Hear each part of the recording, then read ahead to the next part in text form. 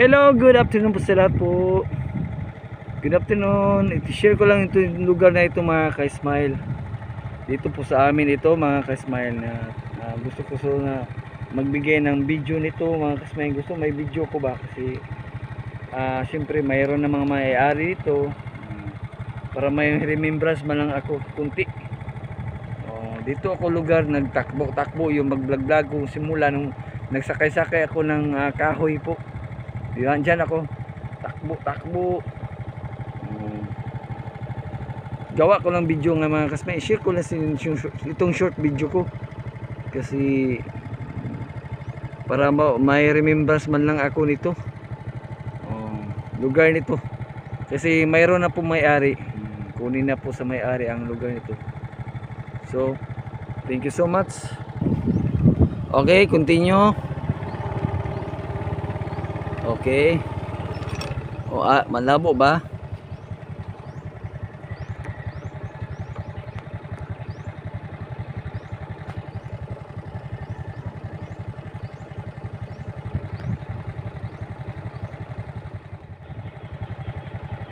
Okay.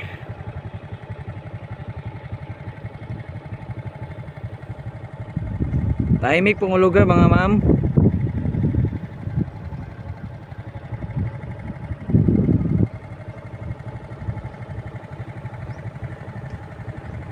Dito kami doon nagtrabaho noon mag-ano ng balat ng niyog po dati.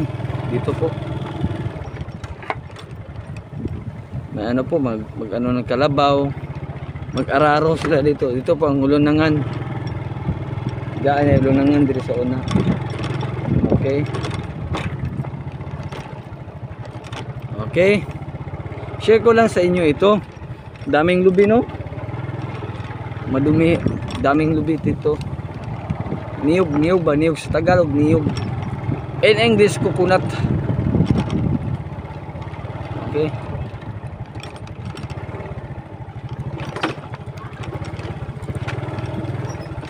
Okay, hirap talaga no. Ay kamera tayo nga. Wala tayong GoPro. Kasi hindi tayo makapagpaganda. Oh, daming lubi no.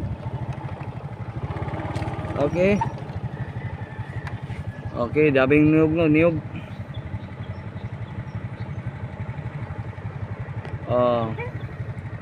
Wow. Ito mga puno mga ka-smiling, damit ng mga niyog dito. Kung siguro paglinisan ito, pag pinaararo ang mga lupa ito, dumadami talaga mga bunga nito. Kaso lang pag hindi na ito naararo mga ka-smile ang mga lupa, hindi tumaba.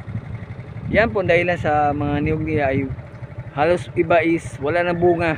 Iba kasi hindi baka namamatay na lang, namamatay sila kasi hindi na po nagalaw ang lupa. Pag galawin po ang lupa mga ka-smiling, ang kanya mga bunga puno-puno talaga ng ang niyog po talaga puno talaga ng bunga basta mapaararo ang mga lupa nito. Itong lugar ito ba, pag araruhin ito lahat po dumadami ang mga bunga, mabubuhay ang mga bunga nito sa mga niyog. So ito lang muna ako i-share sa inyo mga ma'am, itong short video ko. Sana po makabahagi man lang sa inyo. Thank you so much. Di ko patagal. God bless you. Bye bye. God bless.